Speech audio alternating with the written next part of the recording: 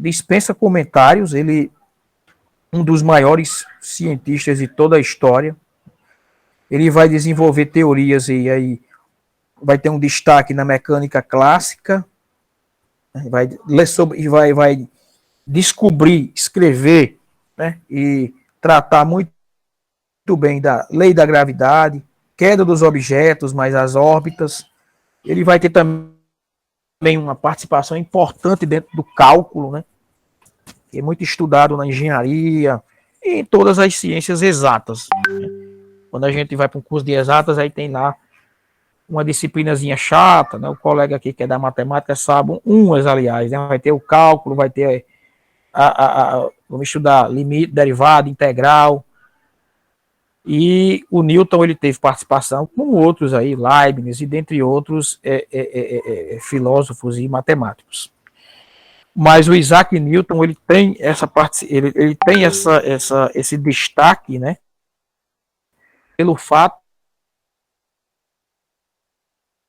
dele ser o pai da mecânica, né? As teorias que ele desenvolveu, muitas, né, são aplicadas, e o Einstein achou falhas na teoria dele e vem depois revolucionar, né, alguns dos pensamentos, algumas das ideias que foram colocadas por Newton. Depois nós vamos chegar no Einstein. Temos aqui Marie-Sophie Germain, ou Germain, né, mulher, né, foi proibida de entrar na Politécnica de Paris por ser mulher. Olha só, pessoal. Se passou por homem e trocou correspondências com Lagrange, que posteriormente a aceitou como aluna. Continuou usando o seu pseudônimo masculino por muito tempo. Estudou com Gauss, né, só com nome de peso. Solucionou parte do último teorema de Fermat, criou novos métodos de cálculo que foram utilizados na construção da Torre Eiffel. Olha só. Olha só, bem fraquinha. Ela desenvolveu aí questões do cálculo, né, que foram utilizados na construção da Torre Eiffel.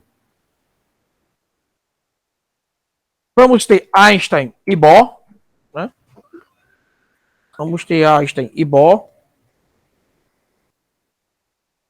Einstein também dispensa comentário, nós falaremos dele. E a medicina e a fisiologia. Olha só um exemplo. Mais ou menos 10% das mulheres morriam no pós-parto. Causa: febre puerperal. Hipóteses: germes causando infecção. Proposta: lavar as mãos. Olha só. Assim é que a ciência trabalha. Você tem ali um problema, né? Você vai estudar a causa daquele problema, você vai formular uma hipótese. O que é a hipótese? É a desconfiança. Você começa a desconfiar. Não, tal coisa ocorre por causa disso aqui. Pronto, beleza, ali é a sua hipótese. Aí você vai submeter tudo aquilo agora ao trabalho científico, a aplicar questionários, aplicar entrevistas. Você vai colher as informações e ao final você vai obter os seus resultados. Certo? Então, grosso modo, esse é o esqueleto da pesquisa científica, certo? Nós temos aqui Ignaz Semmelweis, né? Falamos ali, né? Falamos de matemática, física e a biologia. Quem estudou, né? Quem esteve lá no ensino médio, como todos nós, estudamos lá a biologia, estudamos as leis da hereditariedade e os mecanismos de evolução. Todos nós ouvimos falar do Charles Darwin, né? Charles Darwin, que aí ele percorreu, né, grande parte do mundo, né, para conhecer as espécies, né, para estudar como que se dava essa reprodução, como se dava esse processo de evolução. Então, o Charles Darwin, ele tem uma participação muito importante dentro da disciplina da biologia, certo? Então, temos também o Gregory Mendel, que estudou que, por meio de plantas, as ervilhas, né, ele estuda lá o processo da genética, né, das reproduções, e que esse processo também ele vai trazer para a gente também, e vai explicar muita coisa, né? Por exemplo, se a probabilidade de um filho nascer com algum problema, né, dado que o pai ou a mãe tem algum gene recessivo para aquele problema, né, cor da pele, cor do olho, tudo isso vem também determinado pelos genes, né, e o Gregory Mendel, ele tem essa participação até chegarmos na descoberta mesmo lá do DNA, do RNA, que já vem mais recente, né, com Watson e Crick.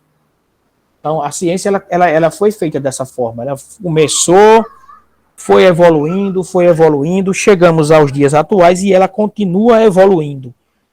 Ela continua evoluindo para o bem e continua evoluindo para o mal também, né? Que, como sabemos, as guerras, né? a produção de armas, ela é feita também, né? Com uma grande ajuda dos cientistas, né? Tanto que por isso que os governos eles investem bem, desses países que vivem em guerra, eles botam muito dinheiro dentro da ciência. Por quê? Porque o país desenvolvido ele também vai ter armas potentes, armas desenvolvidas para se defender, né, dos conflitos. Se nós pegarmos e formos olhar o nosso investimento em ciência e tecnologia, ele é pífio, considerando com outros países, né? Isso é muito ruim, né, porque nós somos um país grande, né, mas nós não somos um país temido, né, no contexto mundial, por mais que saibamos que existem acordos, né, no pós-guerra, temos diversos acordos nos quais os países eles não podem produzir ou ter determinados tipos de armas, né, mas nós somos muito carentes em termos de segurança internacional, né, no contexto internacional. Não estou aqui falando de armamento, certo? Longe de mim, de dizer que o cidadão tem que andar armado e não sei o que, não. Eu estou falando da questão mundial, né? Questão global, certo? Pessoal, alguma pergunta? Algum acréscimo? Que, se tiver, fique à vontade, tá certo? Fique à vontade, que aí abra o microfone. Nós vamos tentando aqui esclarecer. Se não estiver ouvindo, também é só nos falar, pois não. Alguém abriu o microfone. Bom dia.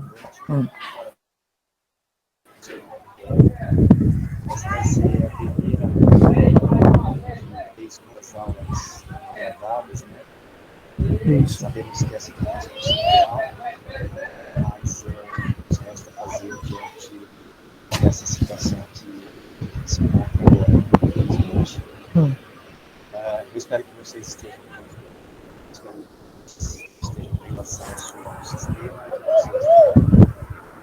Bom, muito bem, se a gente for... Desculpa aí, pessoal, entrou um áudio aqui. Desculpa aí, viu, que entrou um áudio aqui, eu pensei que era alguém que estava falando aí. A internet tem essas coisas.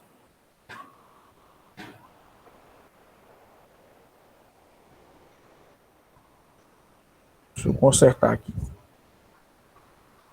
Pessoal, todo normal agora aí? Voltou à normalidade?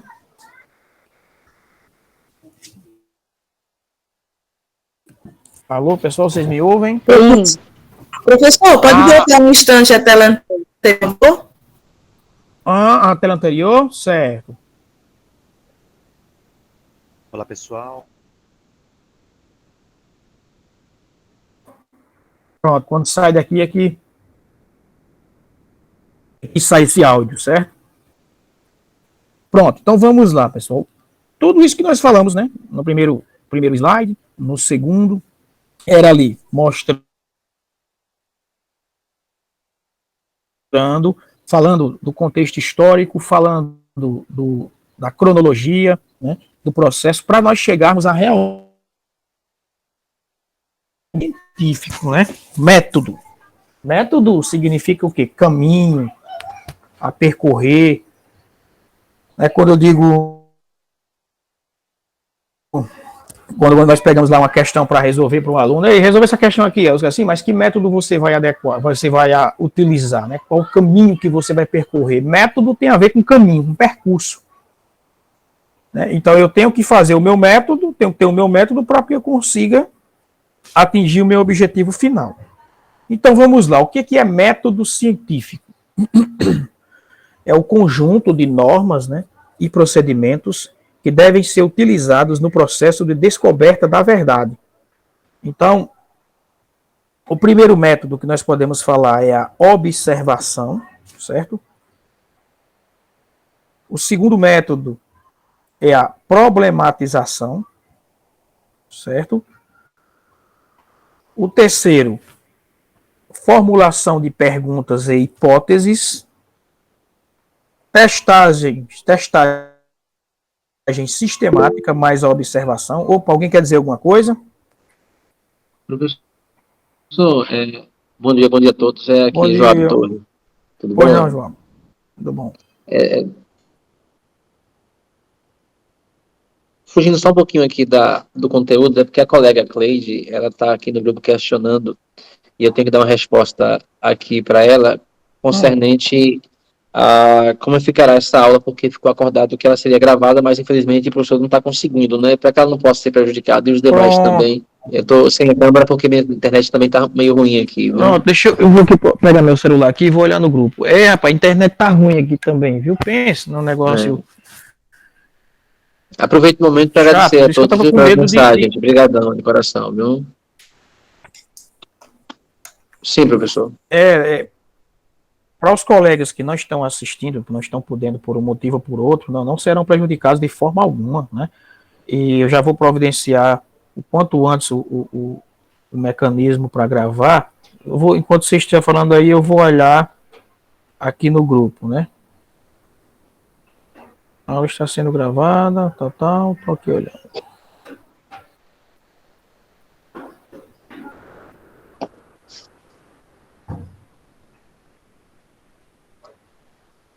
Eu não estava olhando o grupo.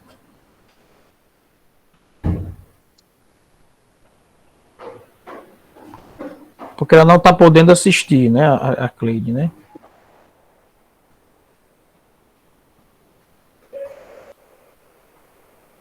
Só um momentinho, pessoal, que eu retorno aqui, viu? Pronto, é só para dar uma resposta aqui a ela, viu? Pronto, privada, viu? Aqui, tranquilo. Pronto, obrigado, viu, amigo, pela intervenção que eu não estava vendo, rapaz. Ainda bem que você falou. Pronto. Viu? Pronto, tem gente entrando ainda. Eu coloquei alguns de vocês aí como administrador, né? Porque quando aparecer para vocês aí a opção pedindo para entrar, pode autorizar. Mais alguém quer dizer alguma coisa? Então vamos retornar aqui, viu? E fique à vontade. Pronto, Sempre quiser intervir. Fredson, professor, ele vai chegar mais tarde, é porque ele estava aqui com a nossa família também, mas viajou hoje já à madrugada, ele deve pegar a aula a partir das 11 horas ou no segundo turno da aula, viu? Certo, tranquilo. Pois não, outro colega queria falar?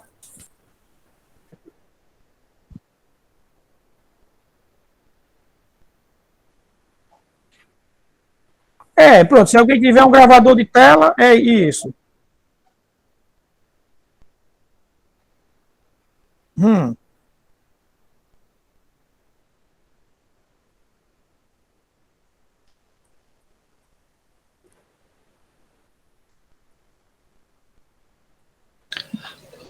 Rodrigo, e a todos. Eu estou também utilizando, só que meu computador está com probleminha de memória, ele fica de vez em quando travando.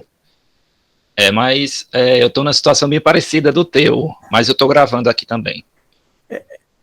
E se a internet estiver ruim, né? Se a internet estiver ruim, aí ele não ajuda, né? Tem essa questão também. Mas, enfim, como eu coloquei lá, né, ninguém será prejudicado. Ninguém será prejudicado de forma alguma e conseguiremos aí achar um meio termo, né, que realmente foi uma promessa nossa, né, e que nós não podemos, jamais o aluno poderá ser prejudicado por qualquer razão, certo? Eu estou aqui muito obrigado. Claro, estou aqui com o programa, mas ele não está dando certo. Deixa eu voltar para cá. Ele tem aqui a opção, mas é do Word. Aí ele não dá certo. Deixa eu voltar para cá. Sim, aí onde nós estávamos aqui, ó. Vou fazer mais uma vez, eu já fiz para vocês na primeira aula. Então, continuando, ó. Ciências da Terra, Física e Astronomia, Química, Ciências da Vida e da Saúde, e aí nós acrescentamos aqui as ciências sociais. Essas são as naturais, né? Então, o que diferencia o método científico, para completar, você vê quando o computador está meio doido, né? Fica entrando um áudio aqui. O que diferencia o método científico dos outros métodos de produção de conhecimento? Por exemplo, o senso comum e o conhecimento dogmático, né? O senso comum todos conhecemos, né? E principalmente quem mora no interior, e dos nossos pais, nossos avós, né? Todos tinham aquelas crenças de que chá para tal coisa, né, faz efeito, resolve tal coisa. A criança está um pouco doente, leva ali no rezador. Vocês aí são da Bahia, né? A turma aí é da Bahia, né? Pelo que a gente semana passou, né? Mas em todo canto, em todo lugar tem essa questão que é o quê? O conhecimento comum, né? Aqui no Nordeste, para nós também, tem essa questão dos profetas da chuva, né? Que são, inclusive tem até encontros, né? Desse pessoal mais de idade, né? No qual eles avaliam se o ano vai ser de inverno ou se vai ser de seca, né? Isso aí são conhecimentos oriundos de quê? Do senso comum. Que ele não é desprezado, né? Ele não é refutado, né? Ele também, ele tem o seu lugar que fala, né? E tem o conhecimento dogmático, e o que nós estamos aqui também, que nós estamos dando ênfase, é o conhecimento científico, né? Mas é importante citar esses outros tipos de conhecimento. Alguém Professor, falando em senso comum, quem nunca desvirou um chinelo que estava emborcado, né? Isso, justamente. E cobrir espelho. Para a mãe não morrer, né? Isso, cobrir espelho. E pegar quando está chovendo, né? Botar uma toalha no espelho dizendo que atrai raio. E trovejando. Isso. E que na verdade, né, a questão do espelho é bem interessante, porque ela tem tido todo um contexto histórico, né? Que como os espelhos, né? Antigamente, eles eram lá ali revestidos de ouro, né? E o ouro é um metal, né? Então, o que poderia ter a possibilidade de atrair qualquer tipo de coisa era o ouro ou o metal que estava ali rodeando o espelho, e não o espelho em si. Aí, tanto que nossos pais, nossos avós, quando está chovendo, aí cobre o espelho para não atrair raio, né? Aí, outra questão também, né? Outro mito o raio não cai duas vezes no mesmo lugar. Né? Que na verdade o raio, se ele caiu em um local, ele pode cair novamente, porque se houver as condições ali físicas para que o fenômeno ocorrerá. Né? Então, olha só, manga com leite, eu tenho que voltar assim por causa do programa aqui, manga com leite, quem também não lembra, né? Que é proibido comer manga com leite. Proibido não, que faz mal comer manga com leite. Nós temos aqui também um livro, não comer banana à noite, sabe? Tem um que esse causa uma dúvida também, porque para algumas pessoas não faz bem, que é comer carne de porco. E que diz aqui, aquela questão da comida carregada, chama, sabe? Fulano, não coma isso não, que isso é carregado. Então, isso tudo tem a ver com o senso comum. Então, veja só, um grupo grande de pessoas vai tomar, que no caso é a manga com leite, né? Irei registrar efeitos colaterais por 24 horas. Aí vamos lá. O senso comum, nossos avós diz, faz mal. E aí o anedótico, faz não, eu já experimentei. Nem toda pesquisa das ciências naturais envolve todas essas etapas. Einstein realizava experimentos mentais, olha só, né? Mas Einstein era fora da curva, né? Einstein, tem um cientista que não falei nele aqui, que era o Nikola Tesla, também bem conhecido no campo da física, que desenvolveu aí as linhas de transmissão, a questão da corrente alternada, o Tesla ele mentalizava, né, no cérebro dele determinado experimento, e ele tinha a memória fotográfica, né? O que é a memória fotográfica? É justamente isso aí, é você mentalizar ali, idealizar na sua cabeça determinado fenômeno, e você ter aquela capacidade de fazer toda essa idealização, né? O Nikola Tesla, ele era um cara que tinha isso, o Einstein também fora da curva, né? Então ele realizava experimentos mentais. Então veja só, nem toda pesquisa envolve todas essas etapas. E pesquisa pode ser, estou voltando aqui, porque tá ligado, tipo é o assistente do Google, certo? Eu vou voltar aqui. Pesquisa pode ser meramente observacional ou descritiva, ela pode ser quando vocês vão escrever o trabalho, certo? Quando vocês vão escrever o trabalho científico, como vocês já estudaram.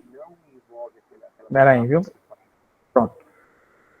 Como vocês escreveram a monografia, né?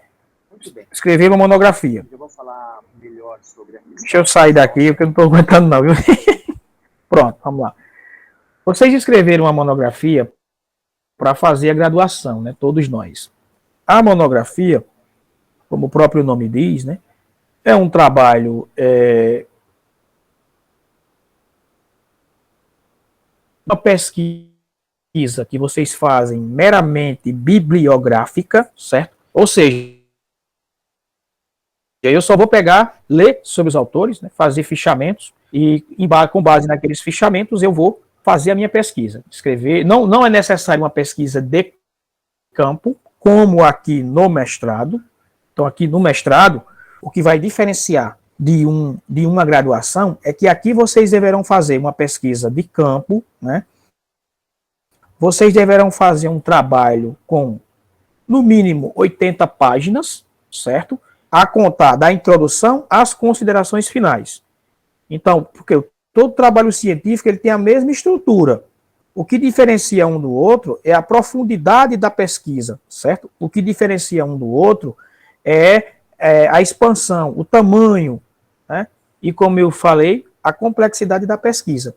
Quando nós vamos fazer a pesquisa, então nós vamos ter que classificá-la, né? E isso eu vou mostrar mais à frente. Você vai classificar a pesquisa se é de natureza básica, se é de natureza aplicada, né? Nós vamos trabalhar, vamos entender e procurar aprofundar como que você vai fazer uma pesquisa qualitativa, certo? Uma pesquisa descritiva, uma pesquisa exploratória. Então, tudo isso é importante de ter em mente, certo? Para que quando for fazer e quando for ser indagado na banca, o aluno ele saber disso, certo? Deixa eu voltar aqui agora, que aqui sem o áudio fica bem melhor. Ó, o que pode ser uma pesquisa exploratória, certo? Numa pesquisa exploratória, não há hipótese a ser testada, né, pessoal? E aí, se você perguntar o que é hipótese, hipótese é a desconfiança que o pesquisador tem. Então, imagina, o camarada tem lá uma fazenda e ele tem lá uma quantidade de bois, por exemplo, ele tem 100. Aí ele está observando um fenômeno que está dando uma determinada doença lá nos animais e que os animais estão ficando apáticos, sem comer e tudo mais. Então isso aí é o problema, ele detectou ali o problema. Mas aí ele pode também ter uma hipótese. Qual é a hipótese? Ele pode desconfiar de que aquilo que está acontecendo está sendo ocasionado por uma mosca. É a hipótese. Pronto. Ele detectou o problema, ele está com a hipótese, ele formulou a hipótese, só que agora ele tem que fazer o quê? Testar. Para testar, ele vai ter que usar um método, né? Seja um método observacional, ele vai aplicar a metodologia científica, ou seja, ele vai percorrer o caminho científico, elaborar etapas dessa pesquisa, para que depois ele chegue à conclusão de que o que está ocasionando esse problema, essa doença, é ou essa mosca, que ele tem a hipótese que seja, ou não. Se não for, aí ele vai descobrir qual é a real causa, né, que está provocando esse problema. Então, em uma pesquisa exploratória, não há hipótese a ser testada, né? Não há hipótese. Então, estudos destinados a gerar hipóteses, bons para quando não se abre muito bem o que está sendo estudado. Então, quando você vai fazer lá a pesquisa, não obrigatoriamente você pode formular uma hipótese, certo? Problematização. Exige o uso do raciocínio lógico. Exige o uso de argumentação, certo? Válida, baseados em premissas, está sujeito a falhas, e por isso as hipóteses científicas devem ser falseáveis. Lógico, a hipótese, como eu falei, ela vai ser testada e ela pode ser confirmada, né, se realmente for aquilo, e ela pode ser refutada, ou seja, negada, dizendo que aquela hipótese não se confirmou. Então vejamos aqui, ó. Vamos agora retomar Aristóteles. É o silogismo. O silogismo, ele é um pensamento dedutivo que utiliza premissas para chegar a uma conclusão válida ou não. Olha só, válida ou não. Vamos ver o porquê disso. E aqui tem a ver com a língua portuguesa também, tem a ver com a filosofia. Então vejamos. Premissa maior. Todos os homens são mortais, né? Veja que tem um quantificador aqui, todos, né? Todos os homens são mortais. Premissa menor. Sócrates é homem. Conclusão, Sócrates é mortal. Olha só, parece uma viagem, né? Mas observa. Todos os homens são mortais. Sócrates é homem. Logo, Sócrates é mortal. Eu vou reformular. Ó. Se todos os homens são mortais e Sócrates é homem, logo, Sócrates é mortal. Então você parte de uma premissa geral, né, que é todos, aí você vem para uma premissa menor, que você generaliza para Sócrates, e daí você vai para a conclusão, né, Sócrates é mortal. Então veja só, basta uma premissa errada para que a sua conclusão esteja errada. Neste caso, né, todos os homens são mortais. Verdade a premissa, né?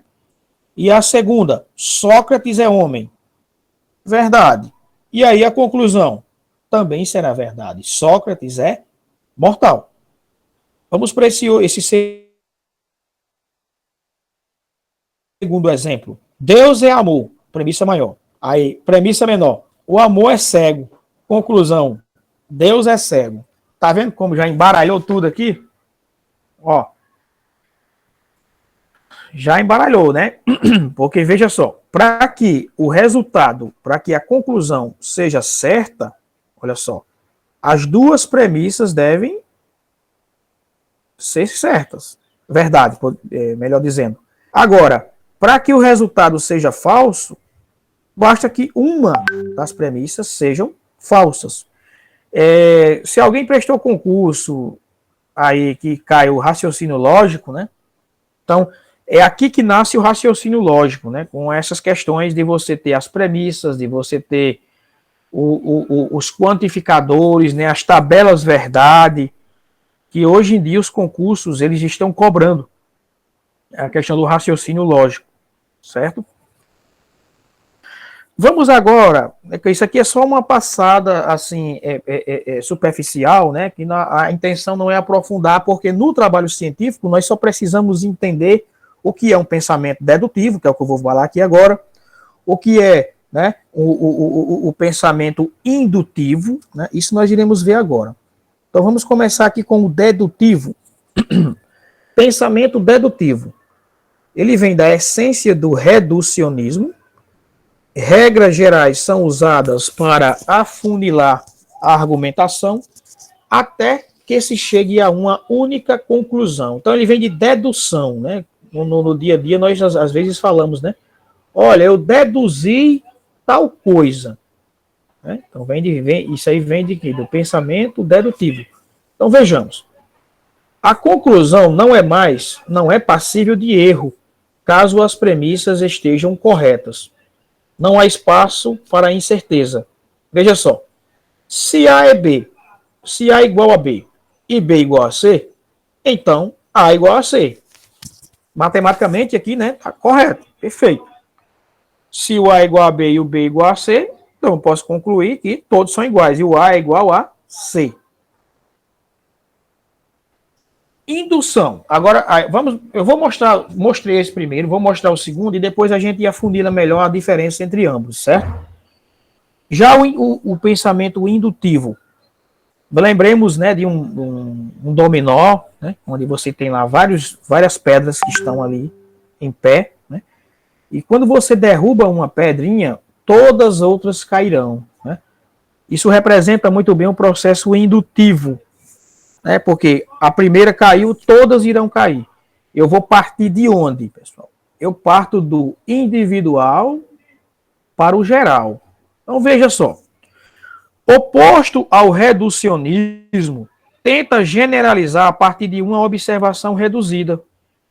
Achados de uma amostra generalizam-se a uma população. A conclusão sempre leva em conta probabilidades e graus de incerteza. Não há espaço para incertezas. Então vejamos. Se A pode ser B e B pode ser C, então A pode ser C. Veja só, né? Se o A pode ser B e o B pode ser C, então A pode ser o C. Eu vou trazer isso aqui agora para um trabalho, para você estar escrevendo sua dissertação. Então, como é que você desenvolve o raciocínio? Então, sempre você vai partir, se você for trabalhar na perspectiva dedutiva, certo? Você vai partir do geral para o específico. Então, se o seu tema que você está falando é avaliação, que aí, nesse caso, aplica-se isso que eu vou falar, se você vai falar sobre avaliação, então você vai começar como o seu capítulo? Você vai começar falando de avaliação de modo geral, né? De quando surgiu, apresentar ali para o leitor a avaliação, aí você vem trazendo do geral até chegar no específico, até chegar no local onde você está pesquisando. Então, se eu vou falar de avaliação, por exemplo, na escola, hipoteticamente, José Pedro, eu começo falando da avaliação no Brasil, posso também trazer no mundo, né? Vou trazer na avaliação no Brasil, vou falar da avaliação no meu estado e chego, né, na avaliação na minha escola. Então, eu venho do geral para o específico, né? Para você apresentar um assunto, essa é a melhor maneira, né? Porque se eu for fazer o processo inverso, se eu começar falando da minha realidade e trazendo para geral, né, não fica bem apresentado. É igual o jornal, quando nós estamos assistindo o Jornal Nacional ou outro jornal qualquer, né? Os dados, eles são apresentados em quê? Em tabelas, né? E em percentual. Fica mais elegante para o ouvinte receber uma notícia ou ver um dado, né, que esteja em formato de gráfico, e quando se trata de números, em formato percentual, né? A informação fica mais elegante, mais precisa. Professor, Não. no caso, esse é só dessa informação geral para o específico, é só para esse pensamento indutivo ou pode ser para todos os tipos de... Não, vamos lá. Para todos os tipos de pesquisa? Não.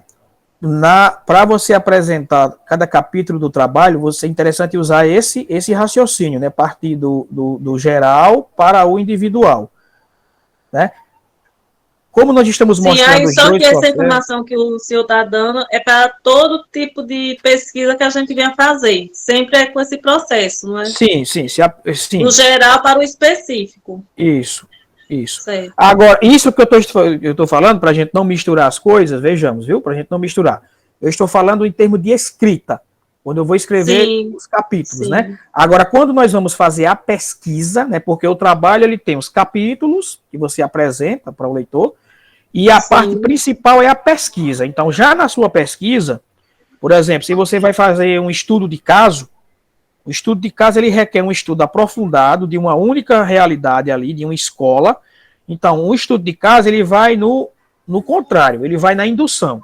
Porque o resultado que eu encontro naquele local, ele vai me refletir se eu aplicar em todo o geral. Entendeu? Quando vocês entrarem na fase de orientação, aí terão vários encontros e vai ser mostrado esses nuances que vai esclarecer bem melhor para vocês. Mas, para termo de escrita, todo capítulo que eu vou escrever de um determinado tema, então eu vou partir sempre desse raciocínio. Eu vou contextualizando, né, eu vou mostrando a evolução a nível de Brasil, quando surgiu, até eu chegar na minha realidade, tá certo? Em termos de escrita de capítulo, esse é o mais interessante de se aplicar, certo? Mais alguma pergunta, pessoal?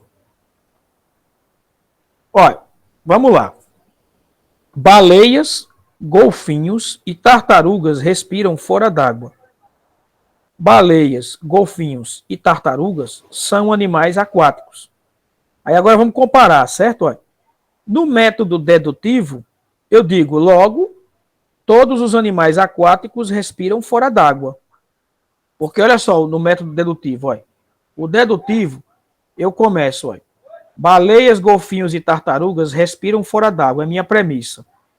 Então, da minha premissa, baleias, golfinhos e tartarugas são animais aquáticos. Eu vou generalizar, tá vendo? O dedutivo você vai partir do geral para o específico, né? Para o caso específico. E você generaliza. Logo, todos os animais aquáticos respiram fora d'água. Se eu for para o método indutivo, aí eu vou partir do, olha só, o indutivo, eu vou partir do particular para o geral, e o método dedutivo eu parto do geral para o particular. Vamos resumir para ver se ficou claro. Ó, método dedutivo, dedução. Eu parto do geral para o particular, beleza. E o método indutivo, eu parto do contrário. Eu vou partir do particular para o geral. Ficou claro, pessoal? Ficou claro?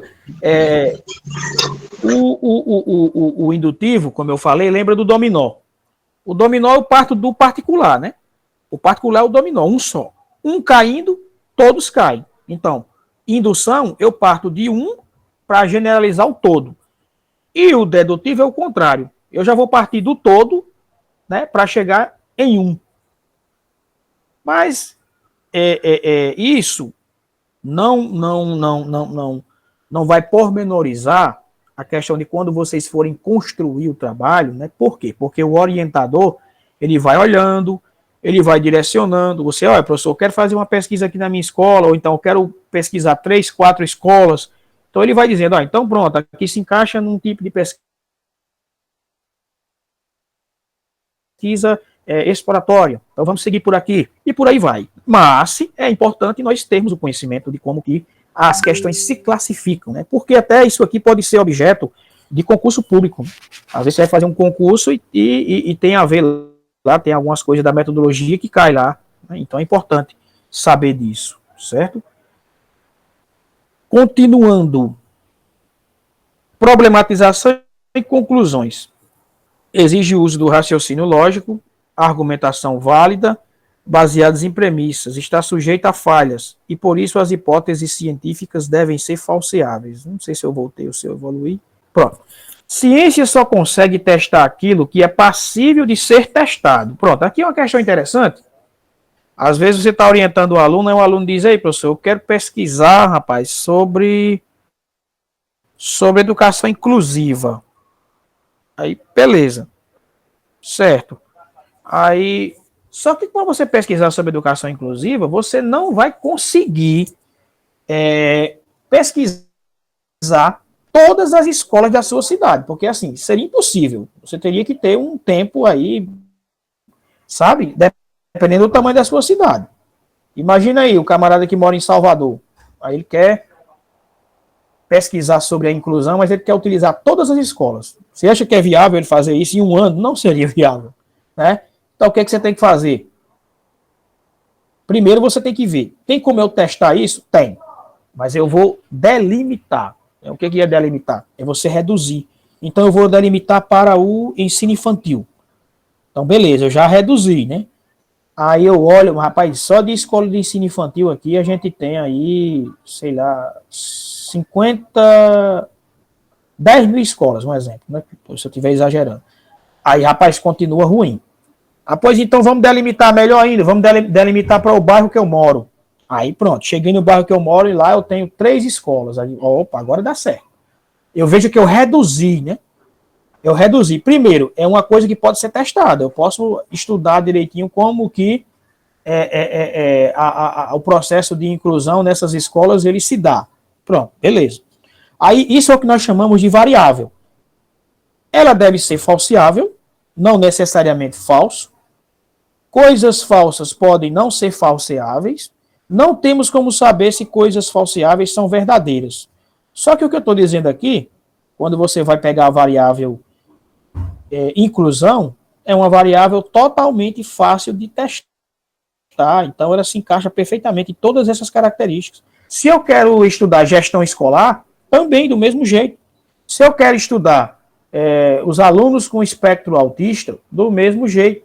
Você vai escolher um tema, um assunto que pode ser pesquisado, certo? Então, o que está querendo dizer ali é isso. Leis, teorias e hipóteses. Nós falamos lá no início, né? Evolução das espécies versus seleção natural. Nós temos aqui a equação da gravidade.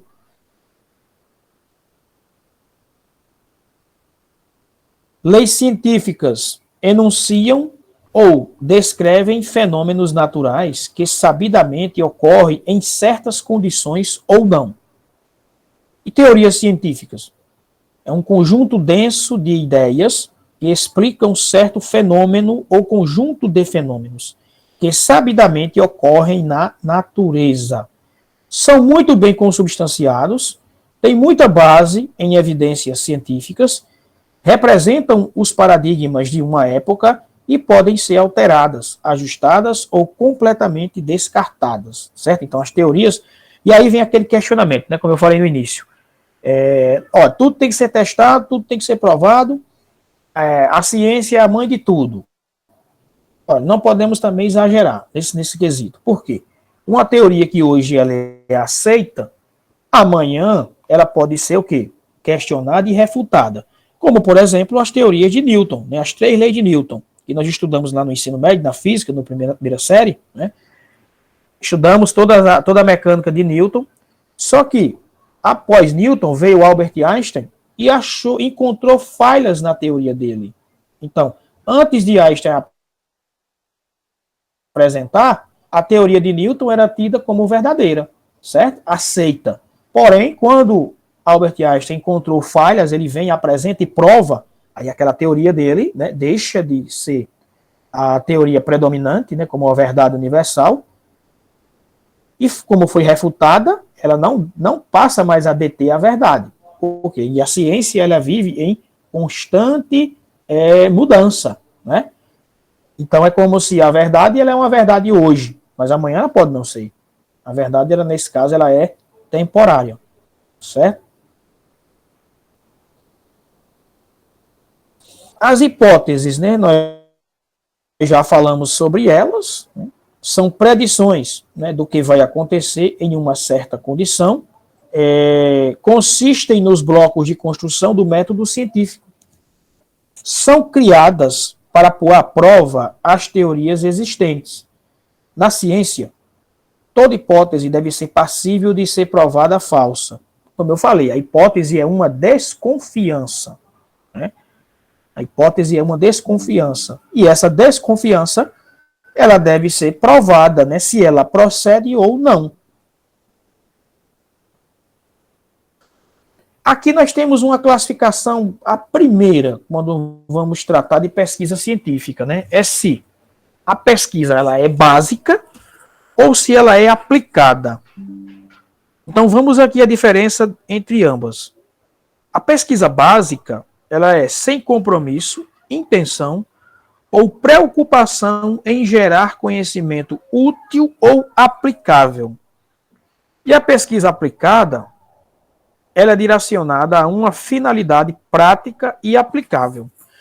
Veja, essa diferença aqui, né, nós só vamos notar, como eu falei para vocês, quando nós entrarmos no processo de orientação, que você começar a produzir, você escolher o seu tema que você quer escrever, né?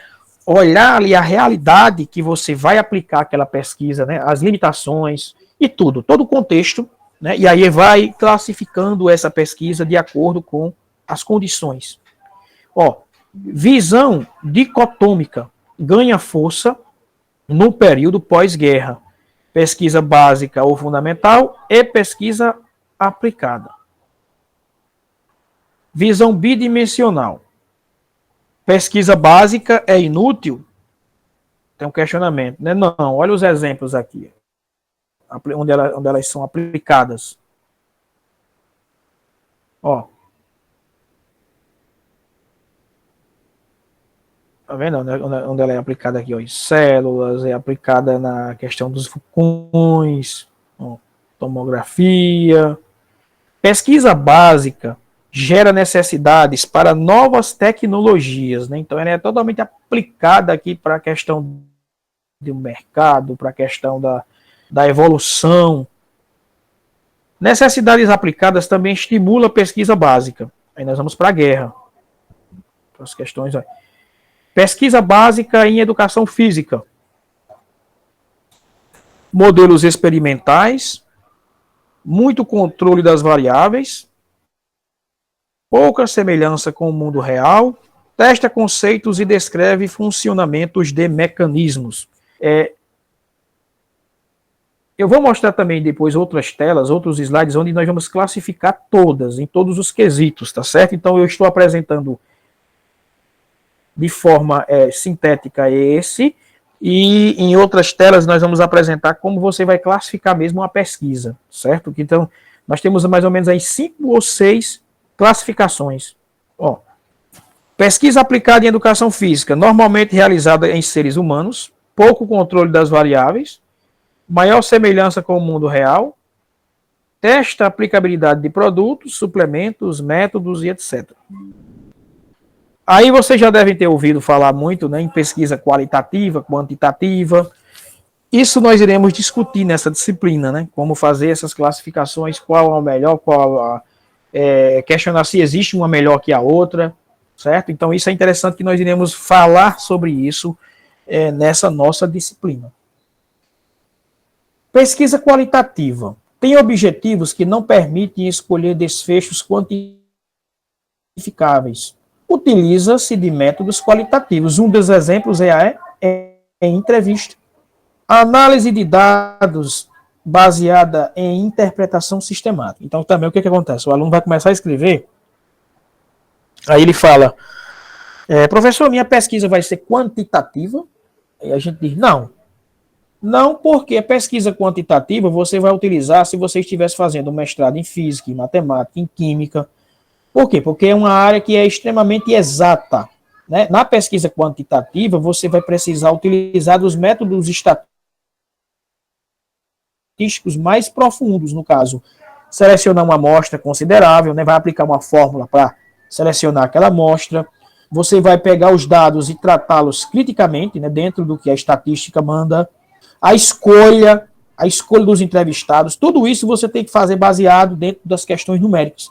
Já a pesquisa qualitativa, você vai analisar sentimentos, falas, tá certo? Então, ela se torna uma pesquisa, digamos, menos complexa e, ao mesmo tempo, mais complexa, porque você vai ouvir opiniões, certo? Então, você vai fazer uma pesquisa lá sobre a qualidade do ensino da sua escola. Então, você pode até enumerar isso aí, mas esse tipo de variável, ele é tipicamente qualitativo, certo? Ele é estritamente qualitativo. Deixa eu fechar aqui. Pessoal, alguma pergunta? Fique à vontade, viu? Quem quiser perguntar alguma coisa.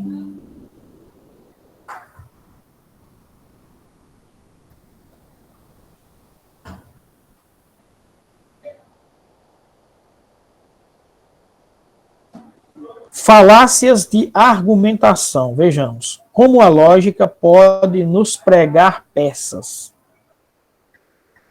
João é alto, João é homem, logo todo homem é alto.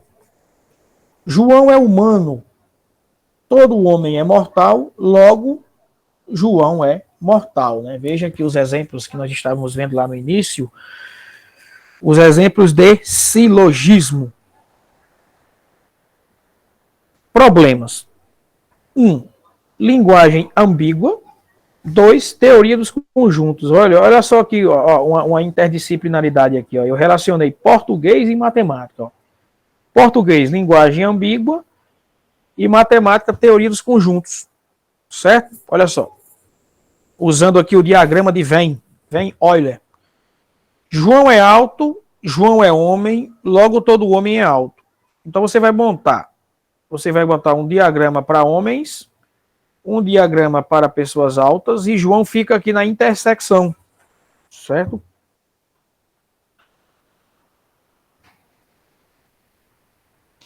Falácia da anedota.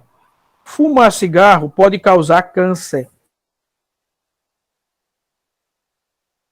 Meu avô fumou a vida inteira e não teve câncer. Olha só, também aqui, pronto, aqui já entra dentro do conhecimento comum, né? A gente falar alguém, né? Nosso trazer algo desse tipo, né?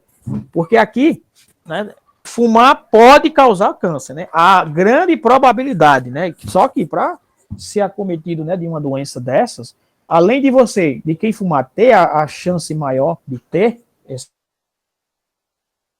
ser acometido por essa doença, vai envolver outras condições, né? Vai envolver condições de alimentação, né? Vai envolver condições genéticas, né? Que não há como cravar assim, dizer, olha, vai ser assim, né? De dizer que a pessoa que fuma, ela vai ter, vai ser acometida do câncer, né? Então veja aí, o questionamento foi esse aí, bem interessante.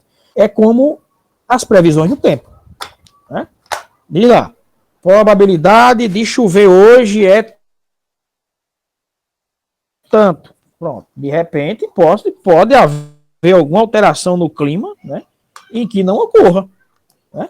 Agora, é como as pesquisas eleitorais.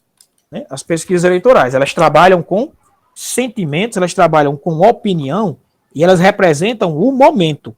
Então, se sai uma pesquisa hoje sobre determinado candidato, né, não significa dizer que aquilo ali deva ser cumprido à risca, mas por aí se existe a margem de erro. Né? A margem de erro. Que diz o quê? Tantos por cento para mais ou para menos. Ou seja, que é dentro daquele espectro. Né? Você pode ter pessoas que mudem de opinião. O tamanho da amostra que foi colhido pode não ter sido um tamanho significativo, mas tudo é científico. Né, tem que estar dentro da margem. Apelo à autoridade. Não há estudos comprovando isso. Aí, quem disse que funciona foi o Dr. Liar. Ele é de Harvard. Olha aí. Apelo à multidão. Não há estudos comprovando isso. Todo mundo sabe que manda com leite, que manga é manga, né? Está escrito errado. Que manga com leite mata. Olha, todo mundo sabe. Tá vendo? Tá recorrendo ao conhecimento popular, né? O senso comum. Senso comum. E ainda prevalece, né? Na sexta-feira 13, né? Quem não lembra do negócio que fala que passar embaixo da escada dá azar, né? Como nós passamos recente aí, estamos começando o ano, né? Aquele negócio, né? Passar o ano de branco vai lhe trazer sorte. Pular ondas, né? Vai lhe trazer sorte. Então, assim, são questões que são culturais, né, também, e que nós chamamos de superstições, né, que não são dentro do campo da ciência, mas é dentro do campo do senso comum, né, do conhecimento comum, né, do folclore, da cultura, né, e que é interessante, né, até porque eu conheço pessoas que se não passar o Réveillon de branco, ela vai dizer que o ano para ela vai ser horrível. Olha, eu não fiquei de branco, ou então eu não consegui me reunir com minha família, então esse ano não vai ser bom. E elas levam isso a sério, né? Pessoas que também têm a questão do horóscopo, né? Então são os conhecimentos que eles transversalizam, né, com a questão da ciência e que cada um tem lá sua importância, tá certo? Cada um tem a sua importância.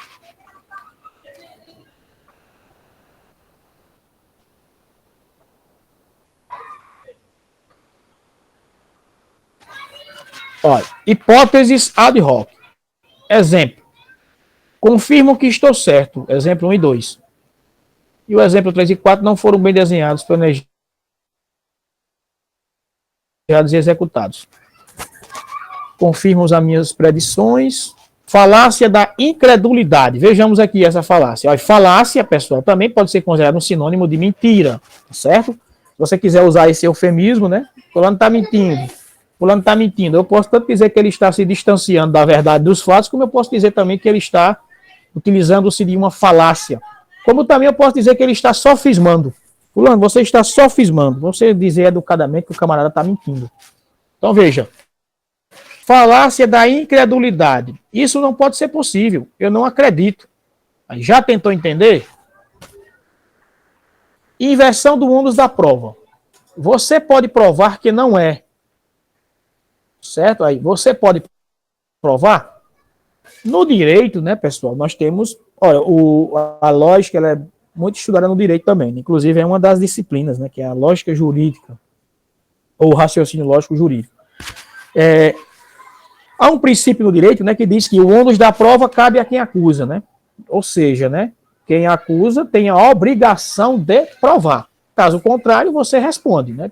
Tem a questão da presunção de inocência de cada cidadão. Até que se prova o contrário, né? Qualquer cidadão é inocente. Então, se eu tecer uma acusação sobre uma pessoa, eu vou ter que arcar com o ônus da prova, porque eu estou acusando.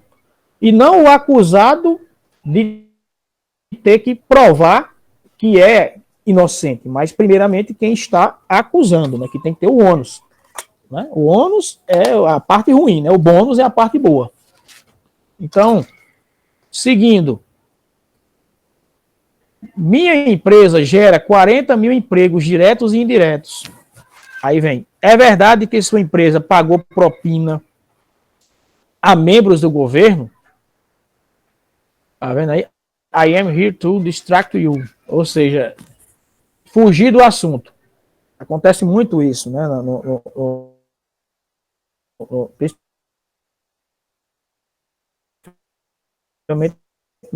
meio de acusação. Viés do sobrevivente. Observar apenas dados que sobrevivem e ignorar os que desaparecem. A definição de métodos começa pela pergunta da pesquisa. Olha só, o que causa mais dúvida nos alunos é sobre como elaborar a pergunta de pesquisa, sabe? Então, você começou a escrever sobre um assunto, aí você está lá, imaginando como vai ser o seu trabalho, e você fica pensando, meu Deus, qual vai ser a minha pergunta de pesquisa, que é o que nós chamamos de problema.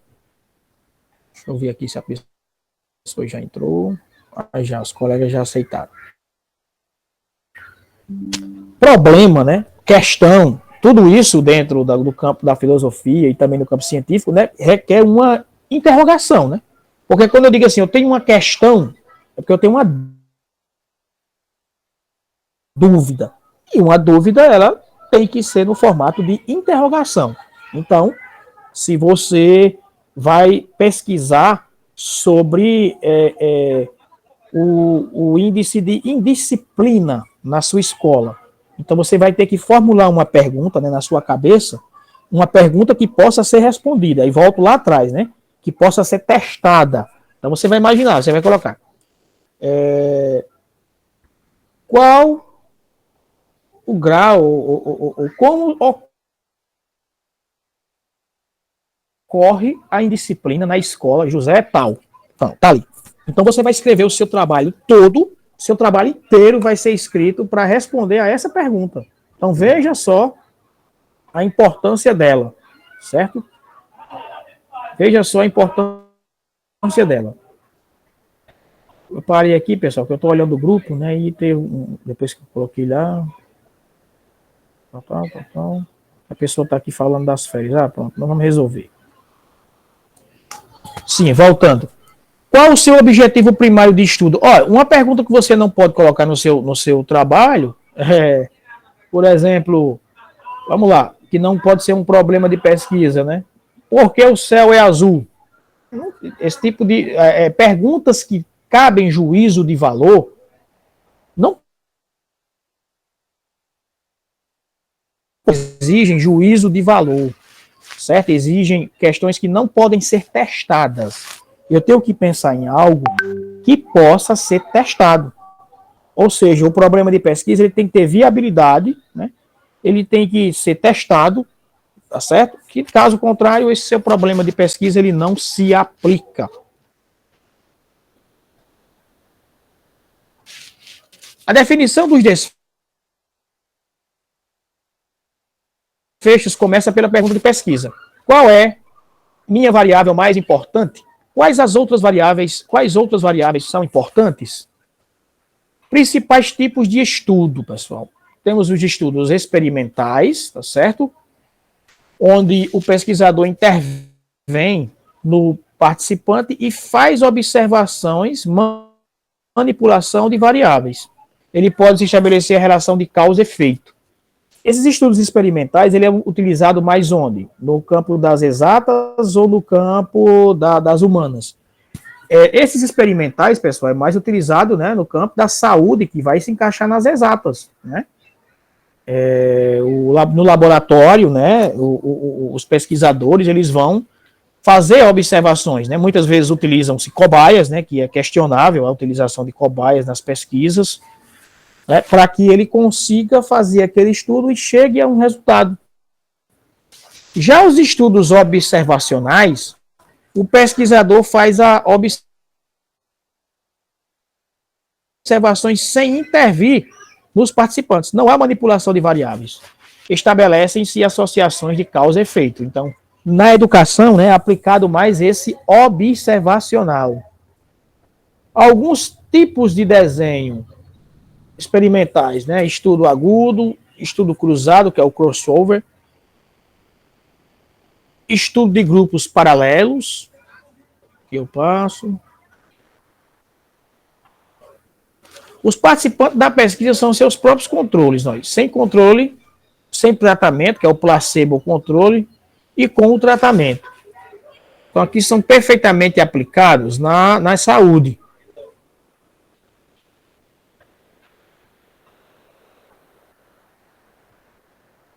Deixa eu passar isso aqui, que não é muito interessante para a gente.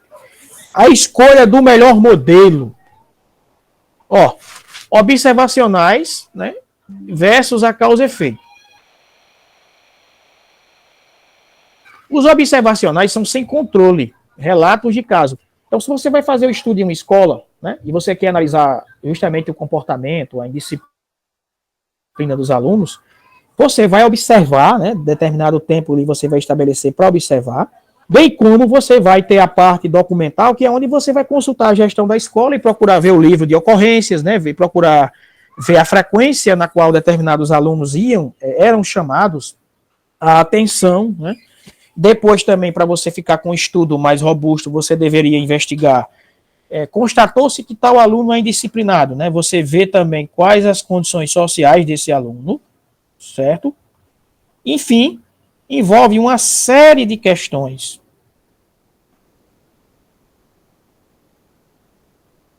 Uma série de questões. Alguém quer dizer alguma coisa? Se quiser, fica à vontade. Então, vamos lá. Agora, com controle, não. Aí você vai exigir, por isso que não se aplica na educação, certo?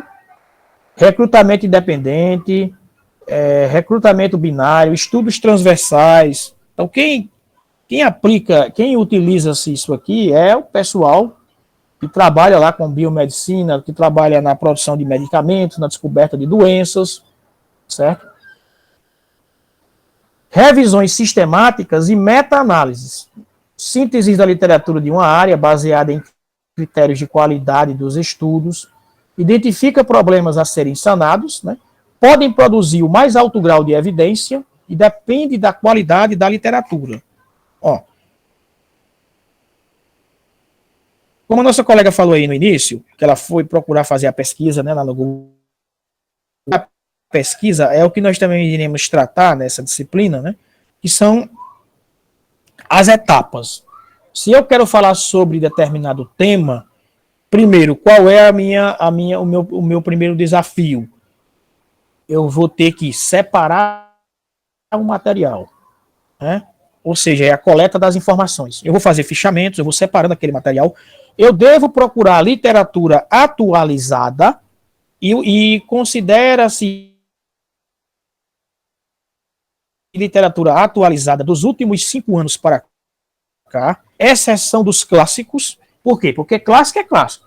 Imagina só, eu vou fazer meu trabalho sobre a EJA, né, sobre educação de jovens e adultos, e aí falar da EJA, não tem como falar da EJA e não falar de Paulo Freire, certo? Paulo Freire é um clássico, então eu posso citá-lo, mas eu não vou escrever o meu trabalho só utilizando Paulo Freire, eu vou ter que trazer autores contemporâneos, autores que tratam desta temática, né, e que realizaram estudos recentes. Por quê? Porque as coisas mudam, certo? Por exemplo, se pegarmos o Brasil na década de 30, nós tínhamos um nível de analfabetismo enorme. Se trouxermos para hoje, a coisa mudou. Então, não faz sentido eu ir falar de analfabetismo, né, e basear todos os meus dados encontrados hoje em autores que escreveram lá em 1930, certo? Por quê? Porque a realidade é totalmente diferente. Então, eu tenho que usar os clássicos, mas eu tenho que principalmente me debruçar sobre os contemporâneos, certo? Porque as coisas mudaram. Nós estamos aí, né, saímos da pandemia, mas o que tem de literatura aí, escrita sobre ensino híbrido, que não é novo, né, já existia antes da pandemia, o que tem de coisas aí sobre as novas tecnologias, o que tem sobre isso aí é uma gama de informações que você encontra, né, nas bibliotecas das universidades, tá certo? No Google Acadêmico, nos periódicos da CAPES. Agora, quando for pesquisar, muito cuidado. Fonte confiável, tá certo? Fonte confiável primeiro, depois literatura atualizada, certo? Isso é que é importante.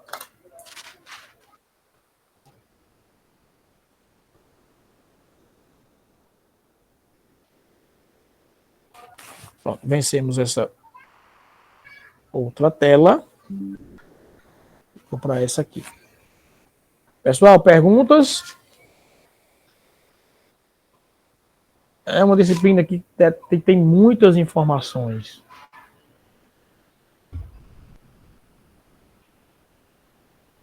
Deixa eu só dar uma conferida aqui se é esse mesmo. Então vamos lá.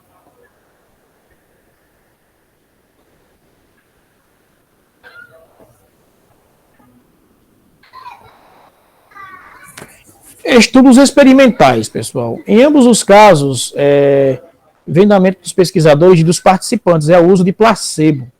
A pessoa é controle dela mesma, melhor controle para variáveis intervenientes, problemas com tratamento de longo prazo, problemas com tratamento de longo prazo desconhecido. Aí temos os estudos de casos paralelos, no caso os grupos devem ser semelhantes. Então imagina, pessoal, para produzir a vacina, né, como nós testemunhamos e via o jornal, né, e falava-se isso aí. Então, para produzir a vacina, você precisa de 3 etapas, né? Desenvolve ela, você depois de desenvolver, você vai fazer o estudo com pessoas, você vai selecionar uma parcela ali da população, e aí você vai aplicar a vacina naquela população, naquele primeiro grupo, vai dividir em 2, né? E o outro grupo que não está vacinado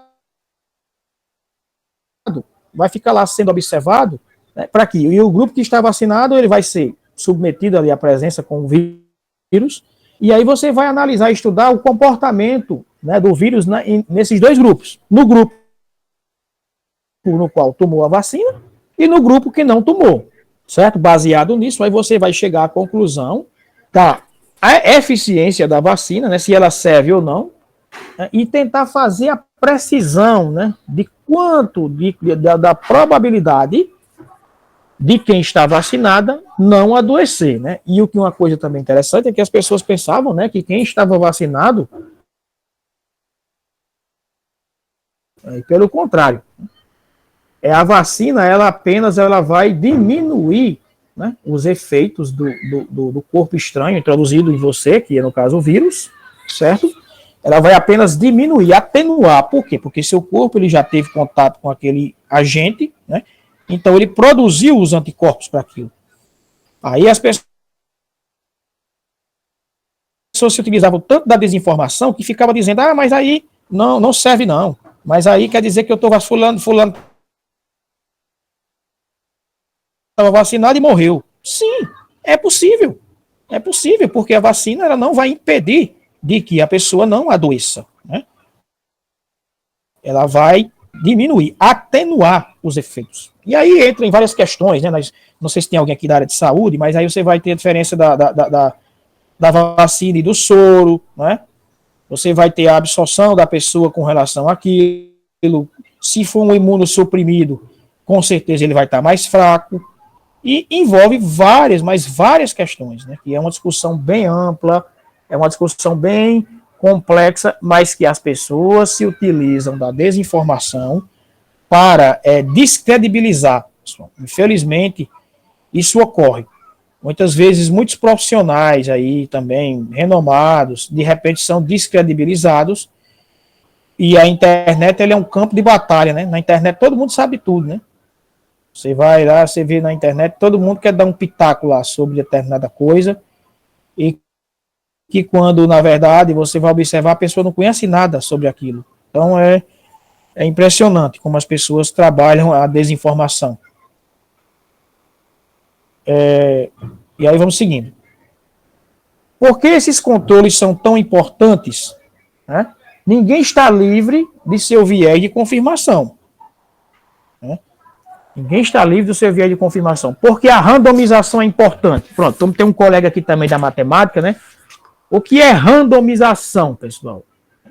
Tem a ver com sorteio, né? Você vai sortear, você vai fazer uma escolha, que pode ser ali aleatória, né, e tal. Então, esse é o processo de randomização. Que tem a ver com a grosso modo, né, com essa questão. Então, o tratamento, pode ela ter um dadozinho, né? Vai envolver probabilidade, né? Aqui tem até esse exemplo aqui da cloroquina, né? Não, confesso que qualquer semelhança é mera coincidência.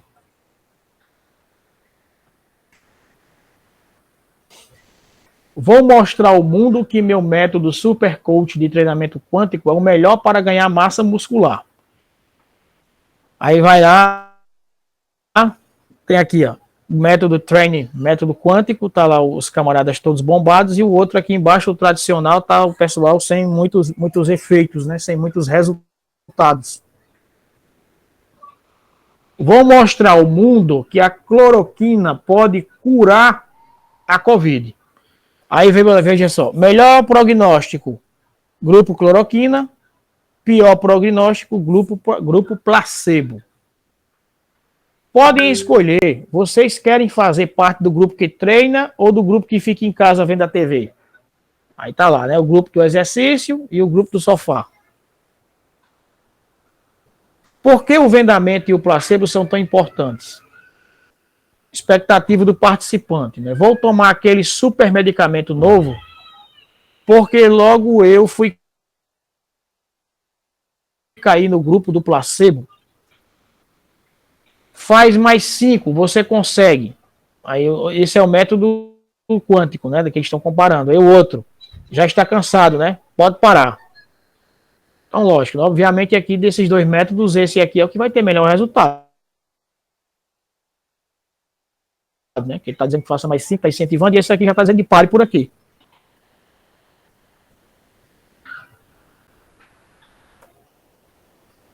Uma coisa importante que eu quero destacar é sobre isso aqui, né? O universo e a amostra, né? Que também os pesquisadores, eles têm dúvidas, né? Tem dúvidas sobre essa questão de, eu vou fazer uma pesquisa. Qual a vantagem de você fazer a pesquisa qualitativa, né? É que você não precisa ter uma amostra grande, certo? Você não precisa ter uma amostra grande, você precisa apenas se a escola tem, sei lá, 400 alunos, né? A escola tem 400 alunos. Você vai fazer uma pesquisa, você quer utilizar os nonos anos daquela escola, os nonos anos daquela escola. Então, você vai pegar apenas uma turma, por exemplo. Então, se o todo, né, o universo é de 900 alunos, você pegou 40 alunos, você pegou ali, digamos, 5%. Você pode achar pouco, né? Ixi, 5% só não vai... Como é que eu vou ter um teste fidedigno aqui dessa pesquisa? Mas se tratando de pesquisa qualitativa, sim, porque não precisa você ter uma amostra grande. Por quê? Porque você vai estudar sentimentos, preferências, certo? E não é a exatidão da informação. Então a pesquisa qualitativa ela lhe permite isso. E aí veja, a amostra, sua amostra representa o universo onde ela foi retirada? Agora, se você vai fazer uma pesquisa eleitoral, aí não, aí a história muda, né? Que é o método de pesquisa que chama survey, né? Você vai ter que diferenciar. Pode ver que quando se faz uma pesquisa para presidente da República, eles têm que ouvir as pessoas nas capitais, né? E aí por quê, né? Porque nas capitais você encontra pessoas de todos os lugares, né? Se eu vou para a capital da Paraíba, eu vou encontrar pessoas do interior, pessoas de outras cidades. Se eu vou entrevistar pessoas em São Paulo, aí eu vou achar pessoas do Brasil todo. E assim vai. Então, quanto mais diversificar, quanto mais você misturar, né, randomizar, é que vai dar confiabilidade à sua pesquisa. Ou se não, imagina só, se vai ter uma pesquisa eleitoral na sua cidade, e eu sei que em determinado bairro o candidato A ele é mais forte,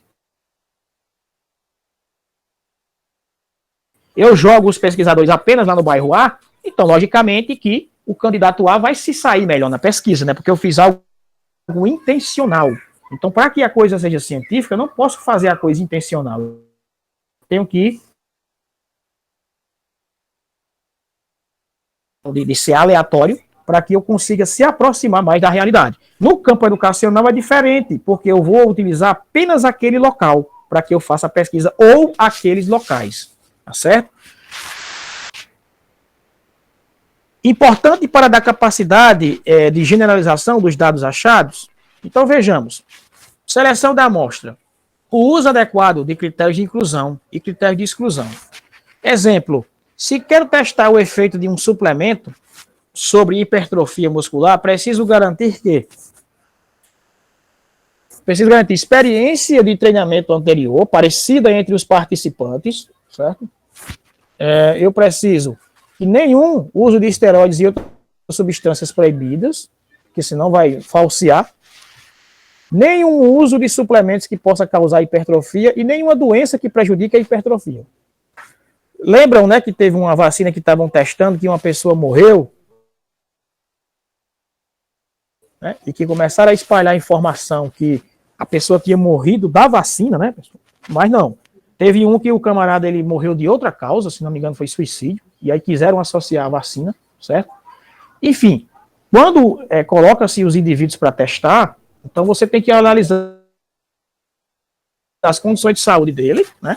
E que caso ocorra algum evento adverso, analisar se ele tem uma relação com o estudo, certo? E não, que pode acontecer qualquer coisa com a pessoa, mas que não seja com relação ou relacionada àquele evento ali.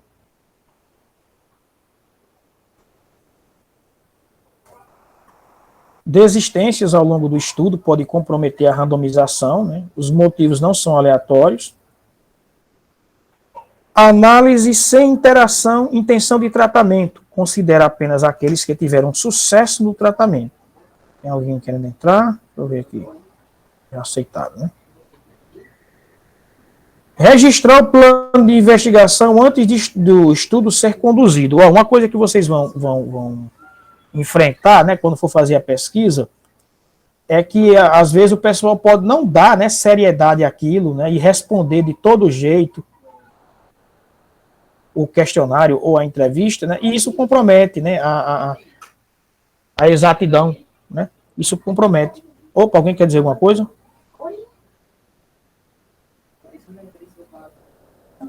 Pois não, vamos lá.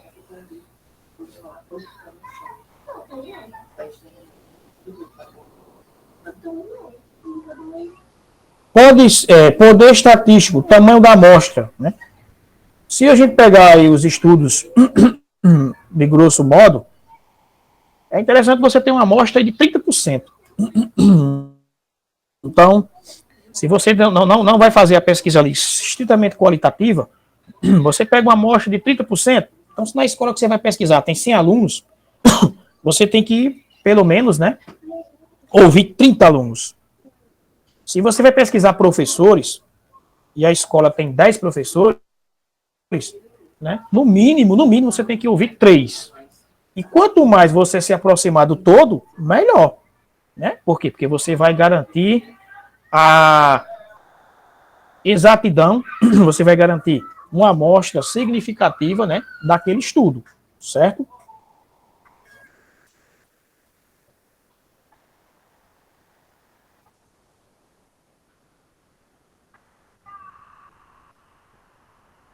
Pronto, essa parte aqui eu vou pular.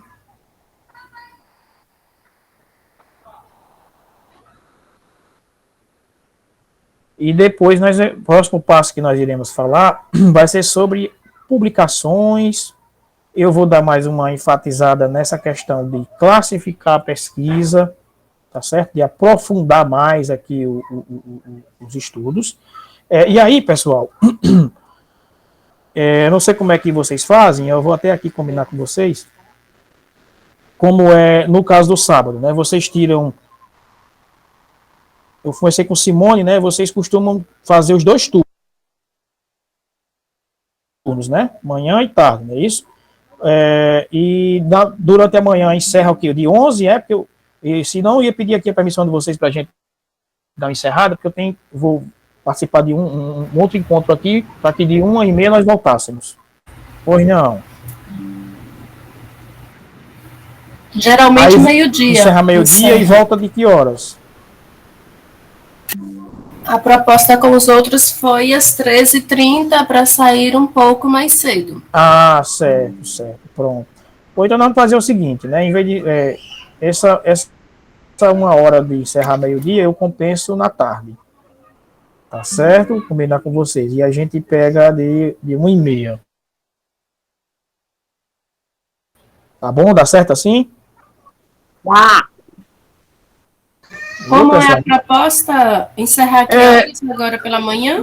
Eu vou encerrar agora, ao invés de 12, né? E o tempo que faltaria para completar nas 12, eu complemento à tarde. A partir de 1h30, a gente continua. Até que horas, no caso, à tarde? Pronto, aí vou voltar à pergunta. Quando vocês fecham de 12, né? E voltam na tarde, geralmente vai até que horas? Os outros, a gente cumpriu 4 horas pela manhã e 4 horas à tarde, salvo uns 15 minutos e uns antes, algo dessa natureza. Pronto, entendi. Certo, então nesse caso nós teríamos que de 1h30 até, se fosse de 1h30 até 4h30,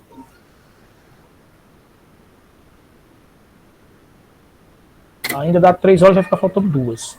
A gente pode fazer o seguinte, as que não der para cumprir hoje, a gente jogar para cumprir na próxima. Porque também vai ter seminários, vou passar os seminários para vocês, e nos seminários a gente vai precisar de muito tempo, nos seminários. Além dos seminários, tem a elaboração do projeto, que eu vou cobrar de cada um de vocês, que é a parte extra classe, né? Porque é aquela questão.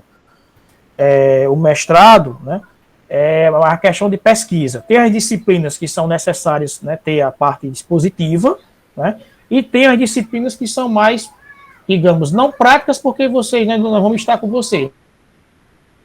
Mas que a produção que vocês vão fazer em casa, né, ela vai contar muito mais do que também a participação na questão das aulas, né.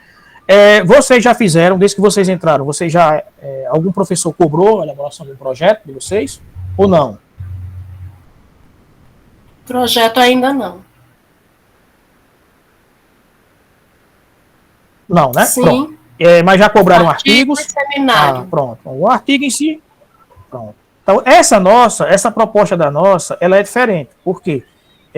Nós vamos, que aí também já vai servir bastante para frente, lá para no futuro de vocês, nós vamos cobrar o projeto.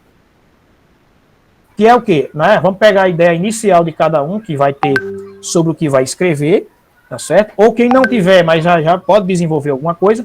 E como é uma disciplina que o professor ele vai trabalhar muito, mas muito mesmo internamente, porque ele vai ter que avaliar cada um, né, das ideias de vocês, então ela tem essa perspectiva, certo? Então isso significa que ela pode ter um tempo menos de exposição, porque vai ter um tempo maior de trabalho interno, de analisar e ver, porque para vocês, por exemplo, se você está com ideia aí de escrever sobre educação inclusiva,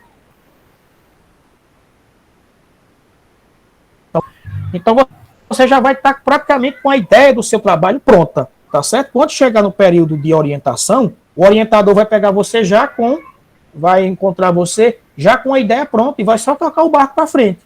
A finalidade dessa disciplina ela é importante por causa disso. Mas se você disser, professor, não tenho nenhuma ideia na cabeça ainda, não tem problema. Não tem problema. A ideia ela vai surgir aí no decorrer do tempo, vocês têm todo o tempo até chegar no período de orientação para ter em mente o que quer escrever. Mas eu acredito que alguns já tenham.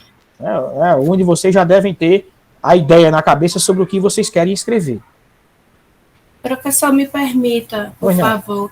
O senhor faça a proposta que o senhor tem diante da sua outra ocupação e a turma decide, porque assim, pelo cronograma a gente tem a compreensão de que essa carga horária ela já está toda distribuída. Certo. O senhor está tendo uma necessidade agora, passa a proposta para a turma, dependendo do que a turma decida, a gente executa.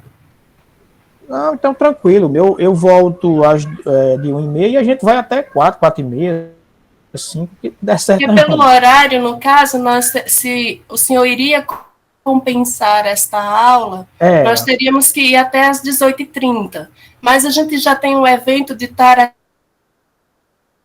aqui hoje, diante das possibilidades da mudança que foi feita. Então, eu acredito que até 6h30, alguns não poderão participar. Então, se o senhor precisa retirar essa 1 hora, faça a proposta, se a turma concordar. Quem concordar, beleza, a maioria. Pronto. Então, a gente pode fazer o seguinte, como você falou aí que teria que ser até, se fosse que for cumprir às 8, até 6h30, né? Então, eu vou me programar aqui para a gente segurar até às 4, e essas 2h30 aí eu vou compensar de alguma forma.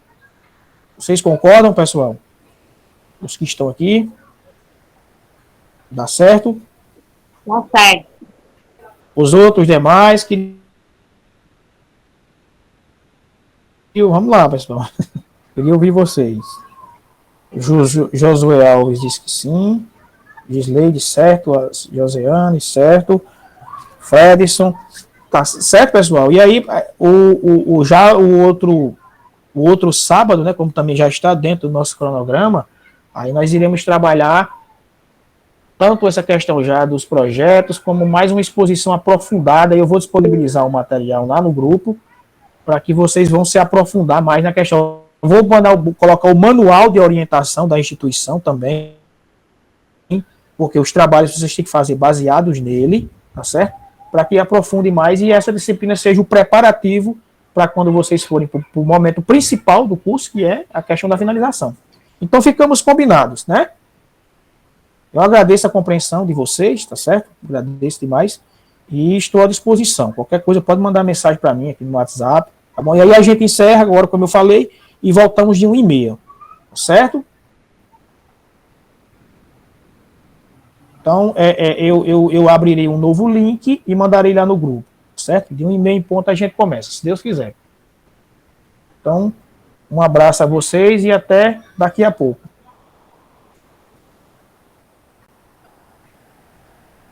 Certo? Tchau.